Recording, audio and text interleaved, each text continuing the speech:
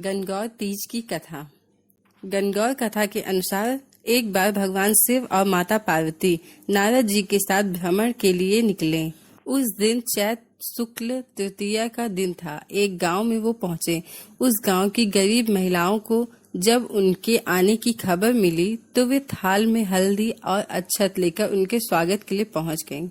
माँ पार्वती उन महिलाओं को निश्चल भावना से प्रसन्न हुई और उन पर सुहाग रस का आशीर्वाद बरसा दिया। कुछ ही समय पश्चात धनी वर्ग की महिलाएं सोने चांदी की थाली में तरह तरह के पकवान लेकर और 16 श्रृंगार किए भगवान शिव और माता पार्वती के पास पहुंची।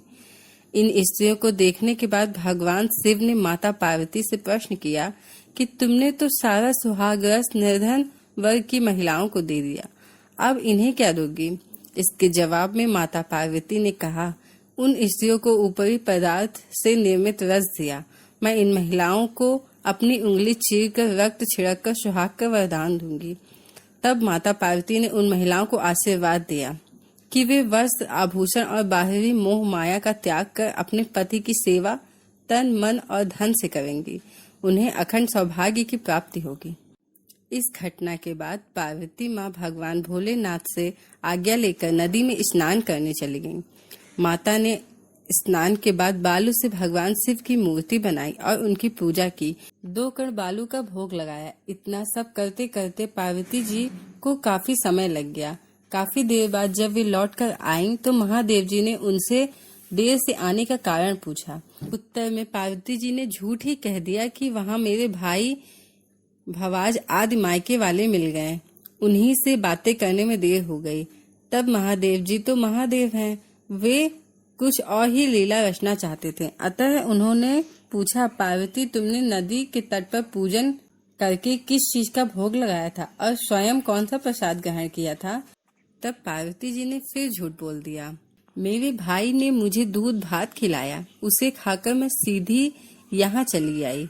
यह सुनकर शिव जी भी दूध भात खाने की लालच में नदी की तट की ओर चल दिए। तब पार्वती जी दुविधा में पड़ गई। तब उन्होंने मौन भाव से भगवान भोले शंकर की ध्यान किया और प्रार्थना की, हे भगवान, यदि मैं आपकी अनन्य दासी हूँ तो आप इस समय मेरी लाज रखिए। यह प्रार्थना करती हुई पार्वती जी भगवान शिव जी के पीछे पीछे चलती रहीं। उन्हें दूर नदी के तट पर माया का महल दिखाई दिया।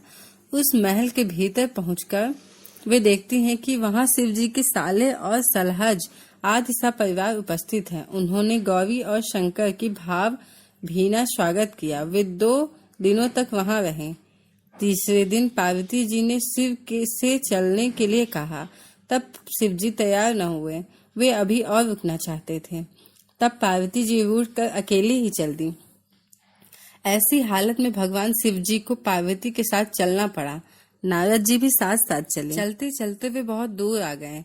तब भगवान सूर्य अपने धाम पश्चिम की ओर पधार रहे थे। अचानक भगवान शिव पार्वती जी से बोले, मैं तुम्हारे मायके में अपनी माला भूल आया हूँ। तब पार्वती जी बोली, ठीक है, मैं लेके आती हूँ। पार्वती जी ने कहा और वे जाने को तत्पर हो गईं। परंतु भगवान ने उन्हें जाने की आज्ञा न दी और इस कार्य के लिए ब्रह्मपुत्र नारद जी को भेज दिया।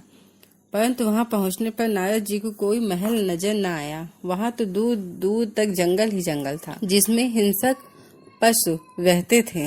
नारद जी वहां भटकने लगे और सोचने लगे, कहीं वे किसी गलत स्थान पर तो नहीं आ गए। मगर सहसा ही बिजली चमकी और नारद जी को शिव जी की माला एक पेड़ पर टंगी हुई दिखाई दी। नारद जी ने माला उतार ली। शिव जी के पास पहुंचकर वहां का हाल बताया। शिव जी ने हंसकर कहा, नारद, यह सब पार्वती की ही लीला है। इस पर पार्वती जी बोली, मैं किस योग्य हूँ?